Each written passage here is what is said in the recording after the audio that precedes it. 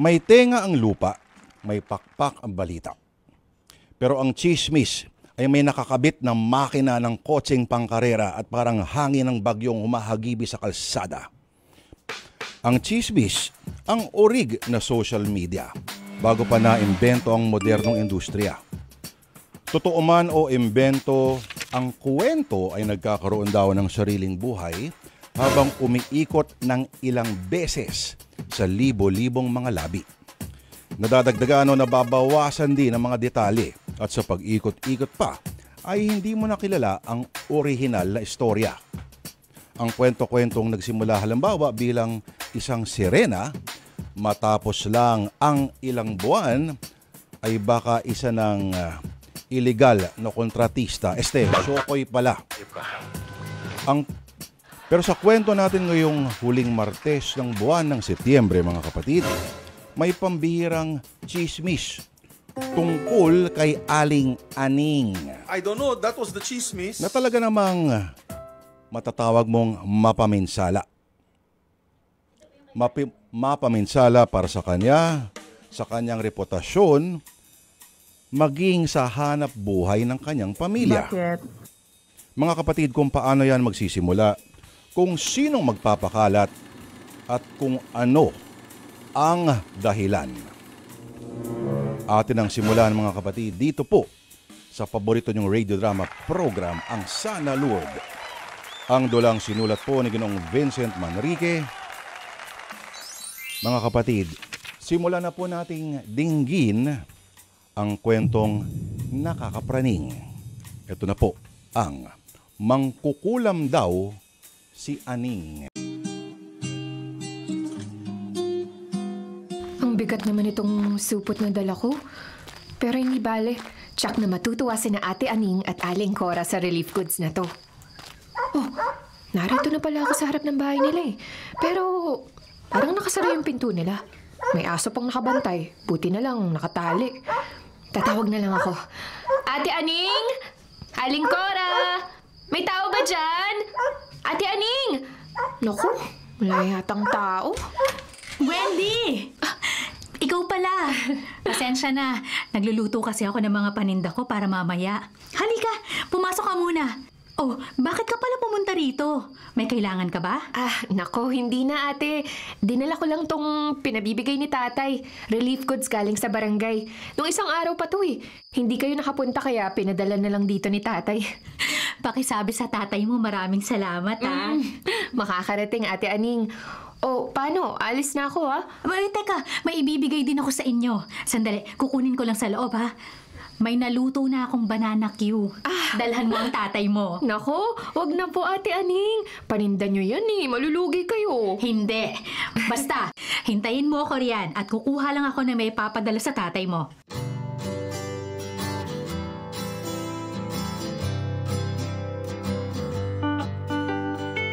Si Wendy ba yung nasa labas kanina? Opo, Nay. Dinala niyo tong bigay ni Kapitan. Tingnan niyo at ang dami nito. May dilata, noodles, at iba pa at bigas. Nako, malaking tulong sa atin yan. Mabait si Kapitan. Kahit hindi tayo pumila ay binigyan pa rin tayo. Paano tayong pipila nariyan si Glenda? Siguradong ichichismis na naman niya na isa akong mangkukulam. Ay, hayaan mo na ang mga chismosang yan. Diyos na ang bahala sa kanila. Nanay! Babalatan ko na po ba lahat ng saging na nasa sako? Sige, Jerwin. Para marami tayong malutong paninda. Sige po, Nanay. Kukuha na rin po ako ng mga panggatong para hindi ka na mahirapan. Ganado at masipag yata ang apo ko Opo, Nay. Malapit na kasi ang birthday niya. Nagre-request na ipagluto ko siya ng pansit at puto. Dahil dito raw magmemorienda ang iba niyang mga kaibigan.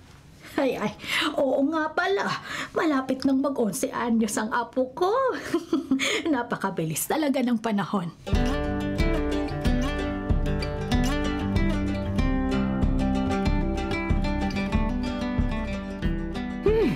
Ang sarap nitong banana Q Tamang-tama sa juice na tinimpla mo. Saan magaling to? Bigay lang yan. Masarap talaga yan. Nag-order nga rin ako ng lumpiang gulay eh. Dadalhin yun dito mamaya.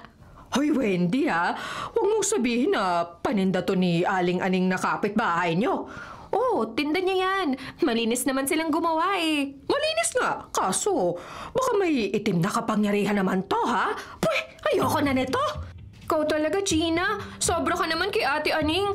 Huwag ka nga choosy. Anong itim na kapangyarihan ang sinasabi mo? Walang ganun. Anong wala? Hindi ka ba talaga nakikinig sa mga sinasabi ko sa'yo? Sabi ko, huwag kang kakain ng mga bigay nila o tinda nila. Masamang kumain ng pagkain gawa ng isang mangkukulam, no? Wala ka namang patunay namang kukulam sila eh. Paninirang puri yan, no? Anong walang patunay? Yung ginawa ni Aling Aning sa kabilang barangay. Yung nakagalit niya, si Aling Glenda. Kung hindi natawa si Aling Glenda, baka patay na yun ngayon. Siya ba yung napabalita ang kinulam daw? Oo, siya nga. At alam mo ba, bago magbukol-bukol ang buong katawan niya, si Aling Aning ang huling nakausap niya na galit at nagbantang sa sabog daw sa nana ang katawan ni Aling Glenda. Ay nako, Gina. Huwag ka magpaniwala sa mga chismis. At lalong-lalo na sa kulam.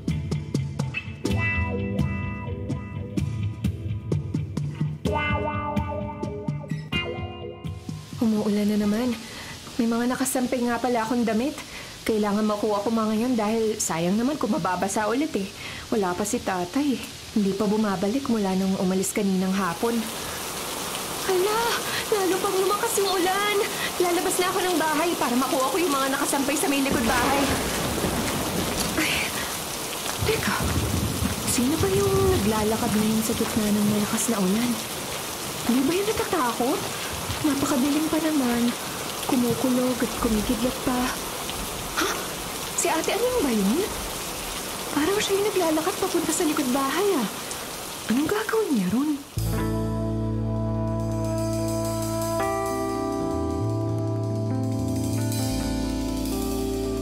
Ate Aning!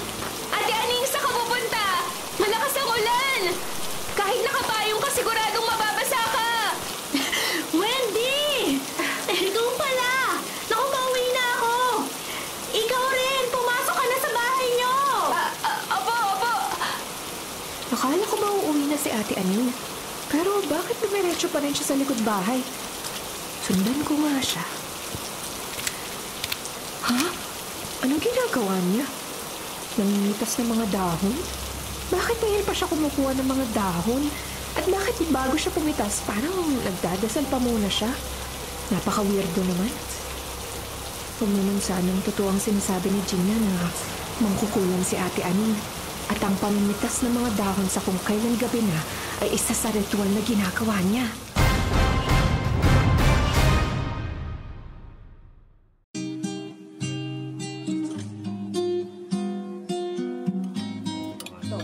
O ano, di ba tama ako, Wendy? Walang matinong tao ang lalabas ng gabing-gabi at umuulan pa para mamitas ng mga dahon. Mangkukulam talaga ang aning na yan. Hindi ko naman siya nakitang may kinulam na kahit sino eh. Ang sabi ko lang, sigurado akong siya yung babae kagabi sa likod bahay. Pareho na rin yun. I'm sure, ginagamit niya yung mga dahong dinasalan niya para magbigay ng sakit sa mga kukulamin niya. At saka Wendy, alam mo ba kung sino ang laging nabibiktima ng aning na yan? Yung mga nagpapautang sa kanya. Kapal ng mukha, di ba? Nagpapautang sa kanya? Bakit niya naman kukulamin yung mga nagpapautang sa kanya? Eh, nakakatulong nga sa kanya yung mga yun eh. Ang mga mangkukulam ay kampon ng kasamaan. Walang mabuti o masama sa kanila. Yan daw si Aning. Mahilig mangutang tapos hindi nagbabayad. At pag nagalit yung nagpautang, mag-aaway sila at sa kanya gagantihan ang nakaaway niya. Totoo ba yan? Oo! Kaya kung ako sa'yo, Wendy, iwasan mo na ang aning na yan, ha? At kung may utang din siya sa'yo, singilin mo na. Ha? Pero mabait naman si Ate Aning eh. Kahit minsan hindi siya nakakabayad sa oras ng utang niya. Pero binabayaran naman niya pag may pera na siya eh. Ay, nako Wendy, bahala ka na nga. Basta ako, pinapayuhan lang kita na huwag mo nang hintay na maabuso ka ng mangkukulam na yan.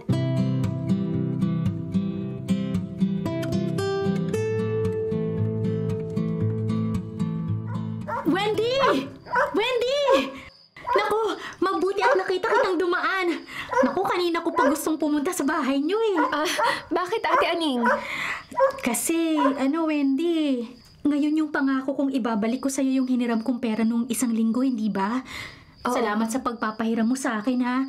Ginamit kong puhunan sa paninda ko yun. Walang anuman, Ate Aning.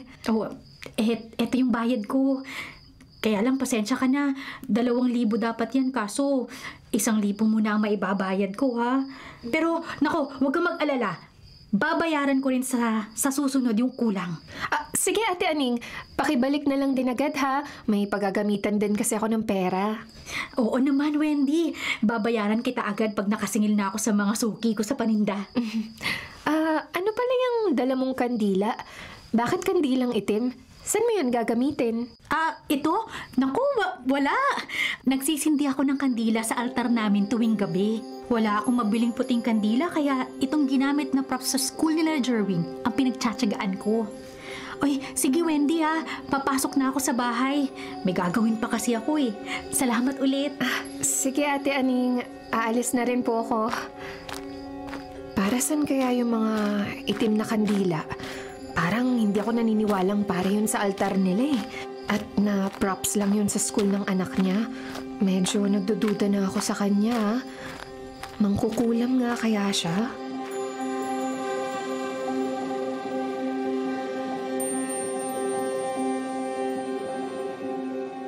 Aning, halika rito.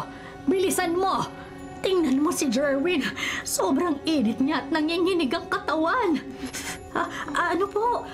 Maayos naman siya kanina. Jerwin, ano nararamdaman mo?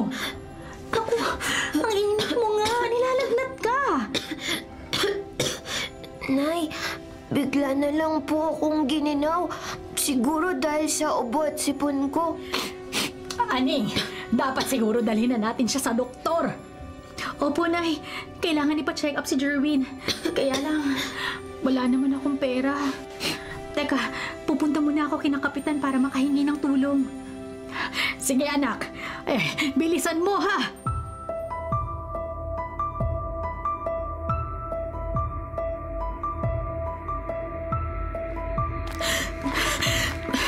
Wendy, naku, mabuti at nasalubong kita. Nasa bahay niyo ba si Kapitan Rudy? Wala po si tatay sa bahay, Ate Aning eh. Maaga siyang pumunta sa munisipyo. May meeting po kasi yung mga kapitan ng barangay. May problema po ba? Oo may problema nga ako. Si Jerwin, ang taas ng lagnat. Dadalhin ko sana sa ospital kaso wala akong pera. Wendy, baka naman pwede mo ako pautangin ulit to. Naku, Ate Aning, hindi mo pa ako nababayaran sa nautang mo sa akin dati. Kulang pa nga yung ibinayad mo eh. Naku, oo, alam ko naman yun. At nahihiya nga ako sa'yo. Kaso kailangan ko lang talaga. Sana pahiramin mo muna ako, Wendy, kahit magkano lang. Kayo na lang ni Kapitan ang matatakbuhan ko. Maawa ka naman sa amin. Ate Aning, wala rin kasi akong pera dito eh. Matagal pa yung sweldo namin. Marami din akong pinagkakagastosan eh. Ang hirap mo namang pakiusapan, Wendy. Kailangan lang talaga ng anak ko. Baka kung mapano siya kung hindi ko mapapatingnan sa doktor. Ate Aning, pasensya na talaga. Hindi kita matutulungan ngayon dahil ako naman ang walang magagamit at... Madamot ka pala eh. Sana lang walang mangyaring masama sa anak ko. Dahil kung hindi ko makakalimutan na hindi mo ako tinulungan. Ate Aning, ngayon lang kita hindi na pagbigyan dahil gipit din ako. Huwag ka nang magsalita, Wendy. Salamat na lang. Sana pareho nating hindi pagsisihan ng araw na to.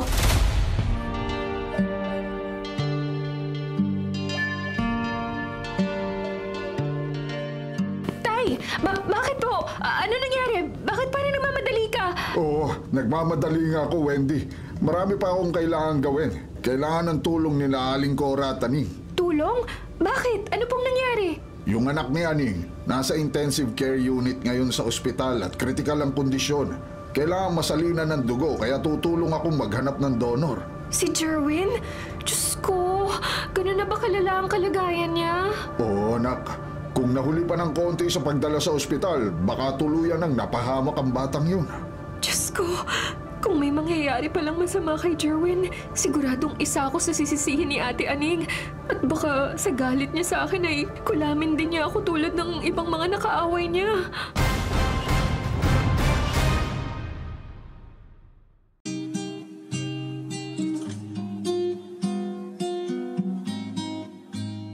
My God, Wendy! Ano nangyari sa mukha mo? Bakit ang laki naman ng pimples mo? Hindi ka naman nagkakaroon ng mga ganyan, ah. Ewan ko pa naman, Gina. Bigla na lang ako nagkaroon ng mga ganito eh. Pagkagising ko nga kanina, isa pa lang yan. At hindi kalakihan. Tapos ngayon, eto at dumami na. Wendy, hindi lang basta dumami. Ayan at lumalaki. Para mga bukol na nga eh. At tingnan mo, parang pigsa na may laman. Huwag mo na masyadong hawakan at baka lalo pang maimpeksyon. Anong gagawin ko? Paano pa ako haharap sa customers nito? Hindi na ako pwedeng marketing assistant. Baka matakot pa sa akin ng mga customer. Magagalit si boss. Ay nako, yan na nga ang sinasabi ko sa'yo eh. Dahil yan kay Aning. Hindi pa nakwento mo sa akin na hindi mo siya napautang? Naggalit siya sa'yo at ngayon kinulam ka na niya. Tingin mo, kinukulam niya ako? Ano pa nga ba? Kinukulam ka niya dahil nagkaalitan kayo. Talagang mapaghiganti ang mga katulad niya. Kampon kasi ng kadiliman. Hindi ko naman inakaalang magagawa sa akin ni Ate Aning to. Naging mabait kami ni Tatay sa kanya at sa pamilya niya. Anong gagawin ko ngayon? Ang pangit ko na. Napakakapal talaga ng mukha ng babaeng yon. Walang utang na loob. Walang kahihiyan. Dapat dyan ipakulong. Paano naman natin siya ipapakulong? Wala tayong ebidensya. At saka, naniniwala ba sa kulam ang korte? Dapat turuan ang leksyon ng babaeng yon. Dapat i-raid ang bahay niya para makita mga ginagamit niya sa pangkukulam eh. Sige, sasabihin ko kay Tatay na imbestigahan niya si Ate Aning at ang pamilya niya. Hindi magandang may salot na nakatira sa barangay natin.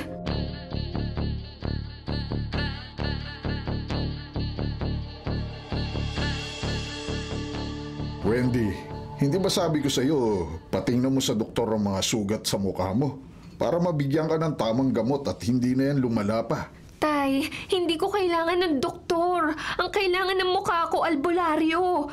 Para malaman ko kung sino talaga ang kumukulam sa akin. Kulam? Anak, saan ka ba naman makakakita ng mangkukulam sa panahon ngayon? At sino ba ang pinagbibintangan mo? Si Aning? Wala ka namang pruweba. Ito na nga po ang pruweba ko eh. Itong mukhang to na puro sugat dahil sa kagagawan niya. Napakapangit ko na, Tay. Pati trabaho ko naapektuhan dahil sa kanya. Kaya dapat siyang maparusahan. Wendy, hindi tayo basta mambibintang na lang. Alalahanin mong nakakasakit din ang mga binibintang nating salita.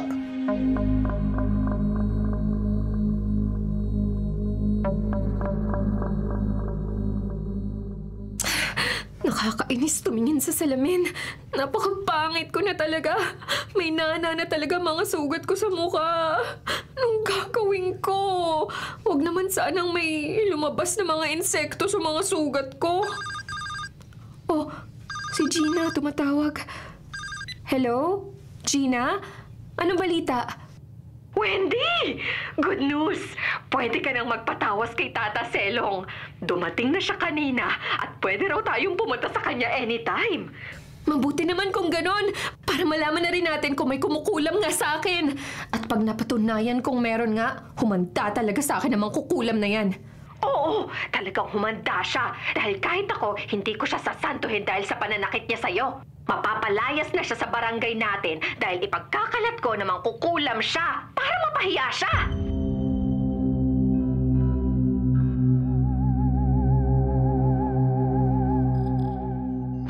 Gina, wrong timing naman yata ang punta natin dito sa bahay ni Tata Selong eh. Uulan pa yata. Hindi ulan, Wendy. Ano ka ba? Ang ibig sabihin, talagang may masamang nilalang na gumawa sa'yo niyan. Kaya pati ang langit nagagalit.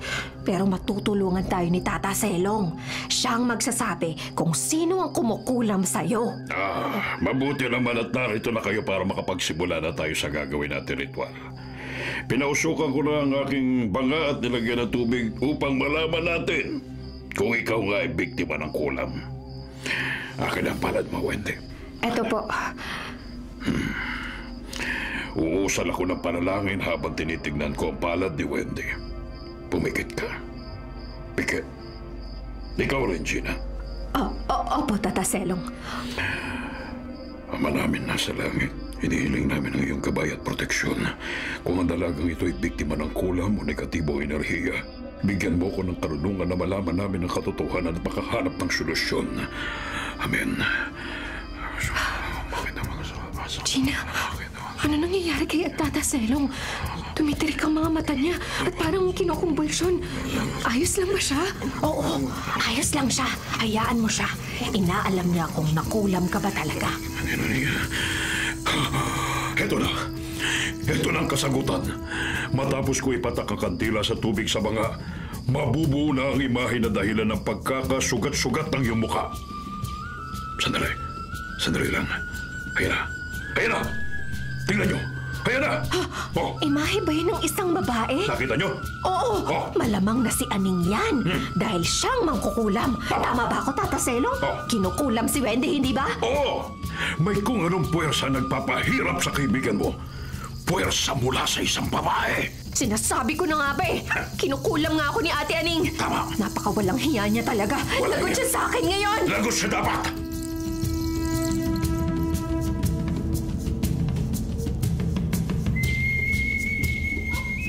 Ate Aning! Lumabas ka rito! Mag-usap tayo! Ate Aning! Hoy, mangkukulam! Lumabas ka rito! Harapin mo kami! Napakasama mo! Wendy? Kayo pala. Taka, ano bang kailangan nyo? Alanganing oras na. Alanganing oras? Bakit? Naistorbo ba namin ang pangungulam mo, ha? Pangungulam? Ano bang sinasabi mo, Gina? Masama ang nang bibintang, ha? Hindi ako mangkukulam. Ate Aning, huwag ka na magmaang-maangan pa. Tignan mo nga yung mga bukol at sugat sa mukha ko. Hindi ka ba nagigilty sa ginawa mo? Ako pa talaga ang kinulam mo, ha? Porque hindi kita napautang, gagantihan mo na ako? Wendy, ano bang sinasabi mo? Hindi ako marunong mangkulam. At saka, magagawa ko ba yun sa'yo? Siyempre hindi. Anong hindi mo magagawa? Ayan na nga oh, nagawa mo na at nagpatawas na kami kay Tata Selong. Kinumpirma niya mismo na kinukulam nga itong kaibigan ko at ikaw ang may gawa. Ate Aning, binabalaan kita ha. Alisin mo ang kulam mo sa akin kung hindi idedemanda kita. Hindi mo alam kung anong hirap na naranasan ko sa ginawa mong to. Wendy, mali ka ng taong pinagbibintangan. Ano ka ba naman? Masama ang nambibintang. Lalo na wala ka namang pureba. Pwede ko rin kayong ireklamo ng paninirang puri, ha? Aba, ang kapal ng mukha ng babaeng to. Wendy ha, hoy, alam na ng lahat dito na mangkukulam ka. Kaya huwag ka na magmalinis pa.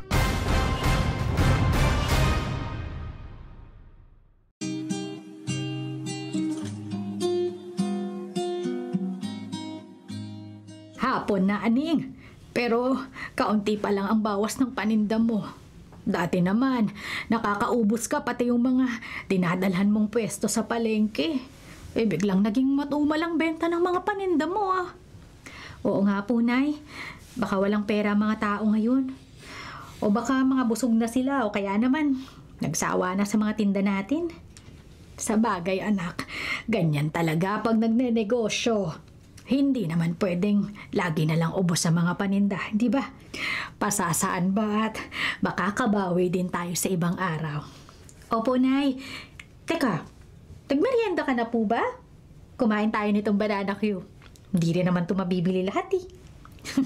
Sige anak, magtitimpla muna ako ng kape natin. At saka, tatawagin ko sa kwarto si Jerwin para makapagmerienda rin siya. Mula nang gumaling siya sa sakit niya, lagi na lang siyang nagkukulong sa kwarto. Natatakot yatang magkasakit ulit. Sige po, Nay. Salamat! Paano ko ba sasabihin kay Nanay na simula nung sinugod ako ni Wendy at Gina dito sa bahay, wala nang bumibili sa paninda ko. Sino ba naman kasi ang bibili sa mangkukulam daw na katulad ko? Napakasakit naman ang mga bintang nila sa akin. Pero wala naman akong magagawa. Mabuti na lang at tulog na tulog si nanay nung sinugod ako rito ni na Wendy. Kung hindi, baka tumaas pa ang presyon ni nanay at may mas malala pang mangyari. Pero alam ng Diyos, hindi ako mangkukulam. Wala akong dapat ikahiya dahil wala akong ginawang mali sa kahit na sino man.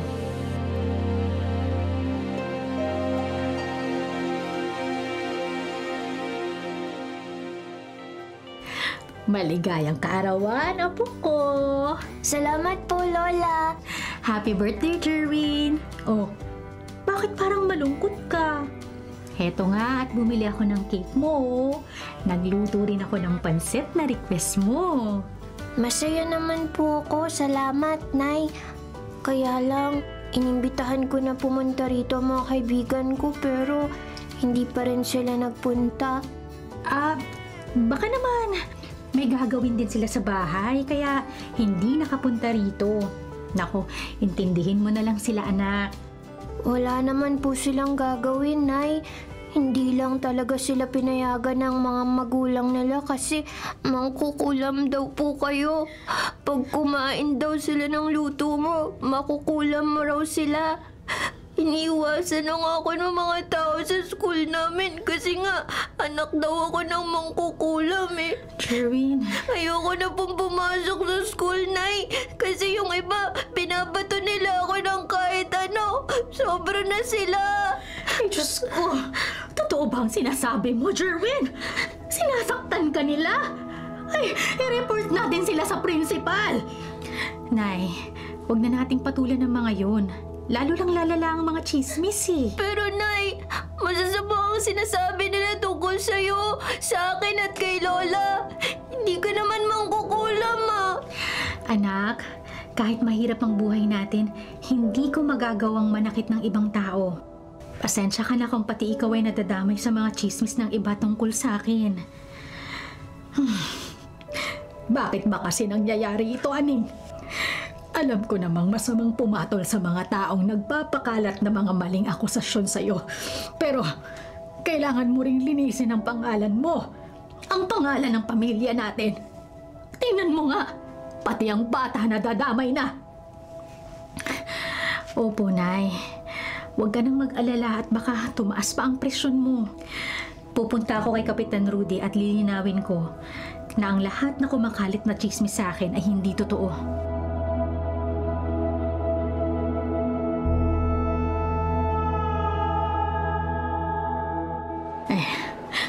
Mabuti na lamang at maaga kaming pumunta rito sa palengke.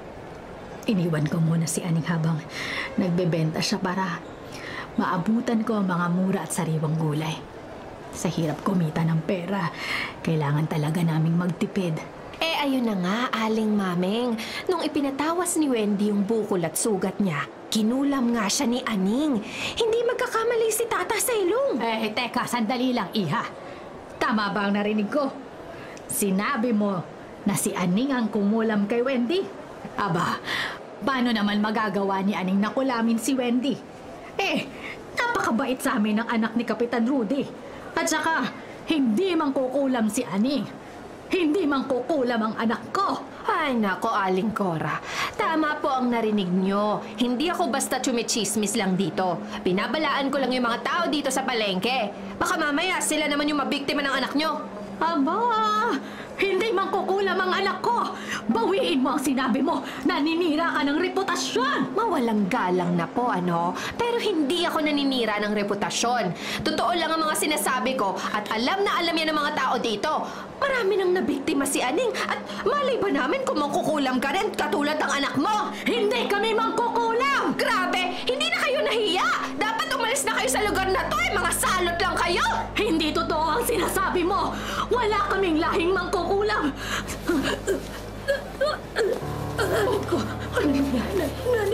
Naninig ka bang dibdib ko? Hindi ako Ay, bakit hindi matay ang matandang to? Tulungan niyo siya! Tulong!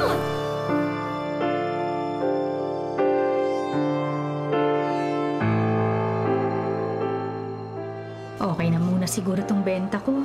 Wala namang masyadong bumibili. Ang bumibili na lang halos sa akin ay yung mga naniniwalang hindi ako mangkukulam.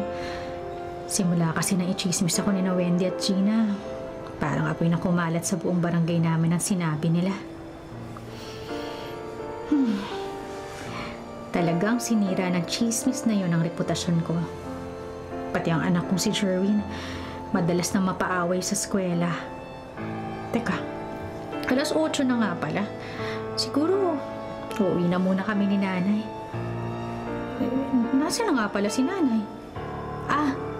Baka bumili na naman ng gulay. Puntahan na nga.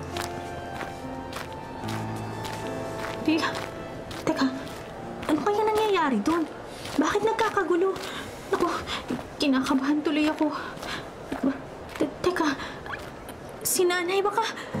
Naku, sandali lang, padaanin niyo ako! Nasaan na yung sasakyan? Wala bang tutulong sa matandang hinimatay? Gina, ikaw na naman! Teka, bakit? Nay! Diyos ko! Nanay ko nakahandusay sa kalsada! Walang niya ka talaga, Gina! Anong ginawa mo sa nanay ko? Ano? Wala akong ginawa sa nanay mo, ha? Yung si Aling Corang matapang na sumugod dito. Wala akong kasalanan. At wala rin ako magagawa kung walang gustong tumulong sa mga makukulam na tulad niyo. Nay! Gumising ka, Nay! Tulong! Pakiusap, tulungan niyo kami! Napakasama mo talaga, Gina! Pag may nangyaring masama sa nanay ko, mananagot ka sa akin! Ako yan na.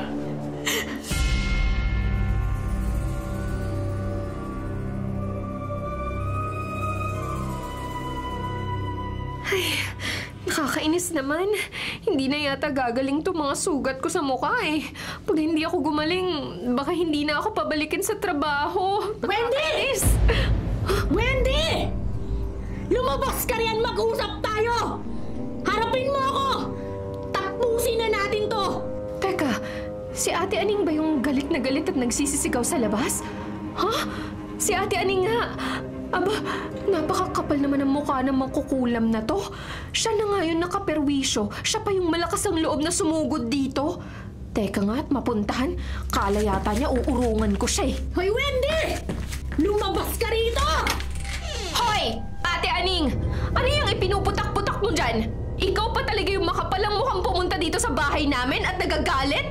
Ang kapal naman talaga ng mukha mo! Wala ka nang kahihiyan! Wala talaga akong balak na patulan kayo ng kaibigan mo si Gina. Kahit siraan niyo pa ako ng siraan. Kaso, sumusobra na kayo sa paninira.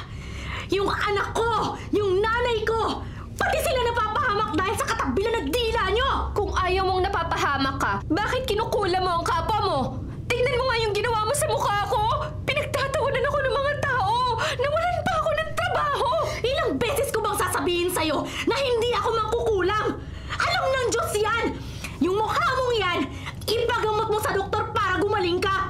Hindi yung naniniwala ka sa mga hindi naman doktor! Hindi ako makikinig sa isang mangkukulam na tulad mo! Kung ano man ang mangyaring kamalasan sa buhay niyo, deserve mo yon! Karma mo yon! Huwag mong isisi sa ibang tao! Mangkukulam! Ganon, ha? Ayaw mo talagang tumigil, ha? Itong sa'yo, sasabunutan kita! Tanggalin ko lang yung buhok mo sa ulo! Yung buhok mo! Buisit ka talaga! Buisit ka talaga! Hindi ako papatalo sa'yo! Mangkukulam ka! Sasabunutan din ka eh! Eto sa'yo! Aray! Agad niyo yan! Huwag kayo magkawin! Magkakasakitan kayo! Ay! Ang kapal ng mukha ng mangkukulam na yan na sumugod dito sa atin! Ikaw ang makapalang mukha! At yung kaibigan mo si Gina, makakati ang mga dila niyo, mga chismosa! Tama na! Tumigil na kayo! Walang magiging magandang resulta ang pagtatalo nyo, lalo na kung mag-aaway pa kayo. Pag-usapan nyo kung anong problema para makapag-ayos kayo. Wala na pong dapat pag-usapan pa, tatay. Ubus na ang pasensya ko. Huwag nyong daanin sa init ng ulo ang lahat. Ang mabuti pa, sa barangay nyo na lang pag-usapan ang problema ito. Ako bilang kapitan ng barangay na ito, ang gigit na sa pag-uusap. Kaya maghiwalay muna kayo ngayon at magpalamig ng mga ulo nyo. Maliwanag ba?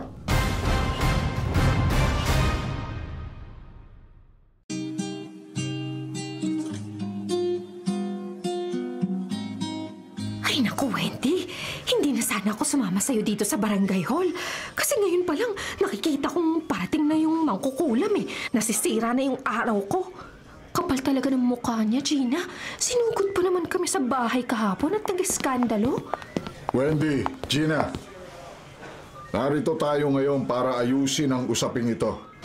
Huwag niyo nang palalain ang sitwasyon. Ngayong narito na si Aning, sabihin niyo sa akin kung bakit niyo sinasabing isa siyang mangkukulam. Nahuli niyo ba siya sa akto na gumagawa ng ritual o meron ba kayong ebidensya? Hindi namin siya nakita. Pero sapat ng ebidensya yung nangyari sa mukha ni Wendy, Kapitan. Dahil sa mangkukulam na babaeng yan, ayan, at hanggang ngayon ay hindi pa rin magaling ang mga sugat sa mukha ni Wendy. Tama si Gina, Tay. At saka ilang ulit kong nakita si Aning na lumalabas ng gabi para manguha ng mga dahon sa likod bahay. Parang ang may orasyon pa siyang sinasabi habang kumukuha ng mga dahon eh. Nakakatakot. Aning, totoo ba ang sinabi ni Wendy? Bakit ganoong oras ka kumukuha ng mga dahon? At saan mo yung ginagamit? Saan pa nga ba? Di sa pangkukulam niya. Gina, pakinggan muna natin si Aning. Kapitan, ang pangunguha ng dahon ay nagagawa ko lang kasi sa gabi. Kapag tapos ko nang gawin ang lahat ng obligasyon ko sa bahay. Nakasanayan ko ng manguha ng mga dahon para lagain at ipangligo naming mag-ina. Hindi ko yung ginagamit para mangkulam. Paano mo maipapaliwanag ang mga itim na kandila sa bahay niyo? At yung nasa mukha ko? Ate Aning, bago ako magkaganito, ikaw lang yung nagbanta sa akin. Ano? Nung hindi kita napahiram ng pera para sa anak mo, sinabi mong madamot ako at pagsisisihan ko yun at nahumanda ako. Nasabi ko yun dala ng inis at galit. Pero hindi yun isang banta. Paano mo nga pala maipapaliwanag ang sinabi ni Tata Selong? Sinabi niya na kinukula mo si Wendy. Gusto ko rin maliwanagan ang sinabi ni Tata Selong bilang isang magaling na albularyo. Darating ba siya ngayon? Opo, Tay. Darating si Tata Selong maya-maya. Malalaman natin ang totoo.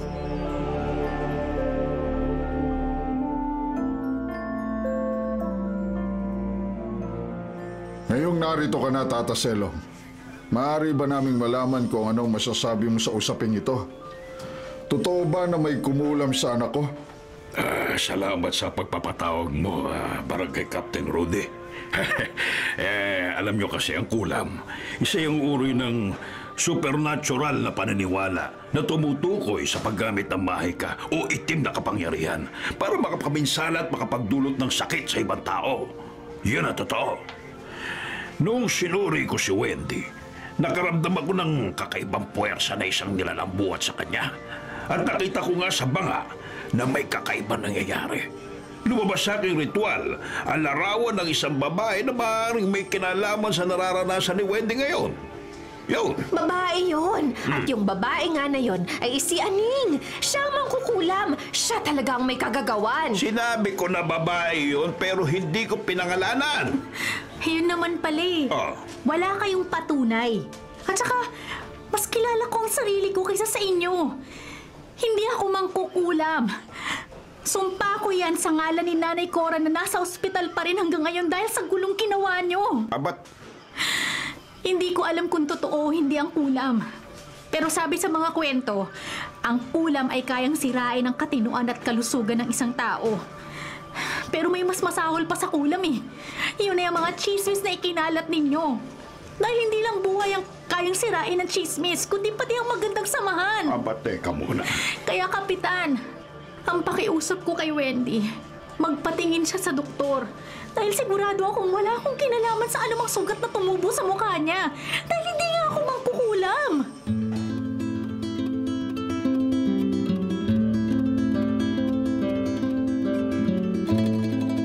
Apat na araw nang nakakalipas simula nang magharap kami ni Ate Aning sa barangay.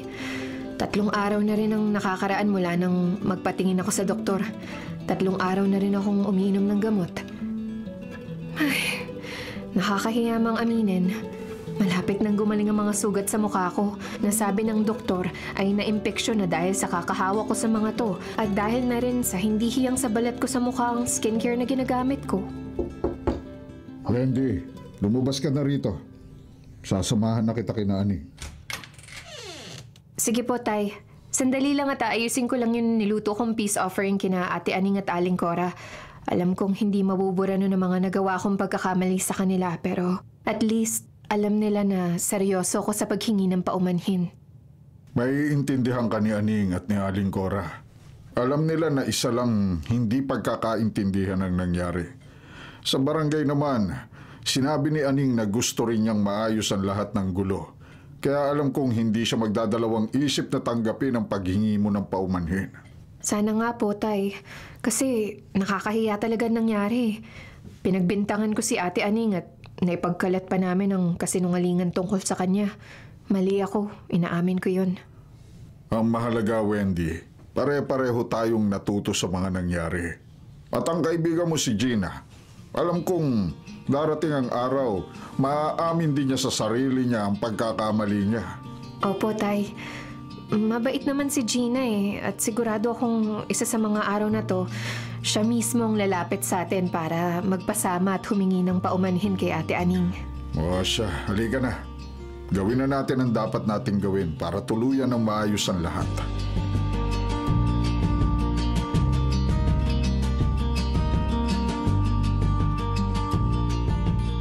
Aning, sigurado ka na ba sa desisyon mo? Gusto mo na lang bang umuwi sa probinsya kung nasa ang pamilya ng tatay mo? Opo, Nay. Alam niyo po kasi, kahit naayos na namin ni Wendy ang problema namin, hindi na rin talaga babalik sa dati ang lahat. Naging maayos man ang sitwasyon, hindi pa rin mawawala sa isip ng mga tao ang naging chismis tungkol sa akin. Tsaka marami pa rin tayong maririnig na hindi natin magugustuhan, Nay, kaya ayokong hanggang sa paglaki ni Jerwin, maranasan niya yun. Ay, sige anak. Kung ano ang desisyon mo, dun din ako. Lagi mong tatandaan, walang sugat ang hindi mapaghihilom ng panahon. Sa paglipas ng mga araw, malilimutan din natin ang mga hindi magandang karanasan. Opo, Nay. Tama po kayo. At sa pag-alis natin dito, pwede na tayong magsimula ulit.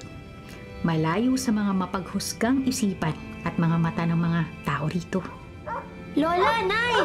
Nasa labas po si Kapitan Rudy at si Ate Wendy! Nariyan na pala sila, Aning. Ay, sige, papasukin mo. Kapitan Rudy! Wendy!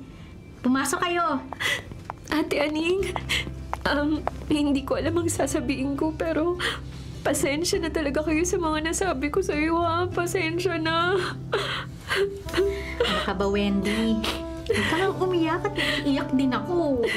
Aba, kung mag-iiyakan lang kayo, paano kayo magkakaintindihan dyan? Ang mabuti pa po, kesa mag-iyakan kayo dyan, kumain na lang po tayo. Masarap po magkwentuhan habang kumakain.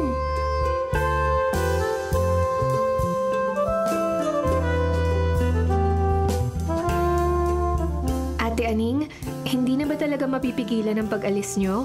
Doon na ba kayo sa probinsya mo maninirahan? Oo, Wendy. Pagkakataon na rin naming makita ang mga kamag-anak ng tatay ko doon. May bahay din kami ron na mauuwian kaya hindi na kami mahihirapan.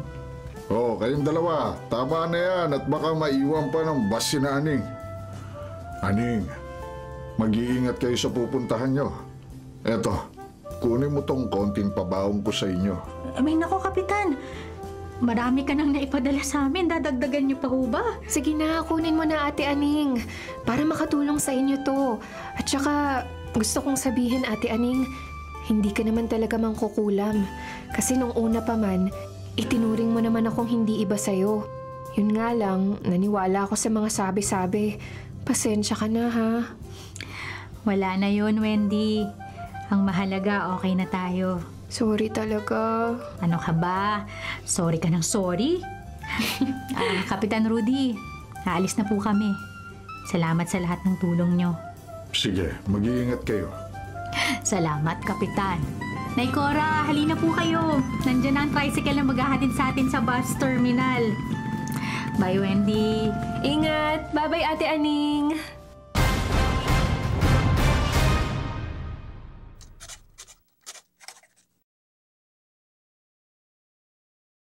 Mga kapatid, ito po ang inyong kapatid na si Lord De Vera. Nagsasabing, sana dito na tayo sa totoo. Dito na tayo sa True FM. At sana po'y mag-subscribe kayo at mag-follow sa mga social media accounts po ng @TrueNetworkPH. Sa Facebook, Instagram, sa X, sa YouTube, sa TikTok, at sa mga podcasts.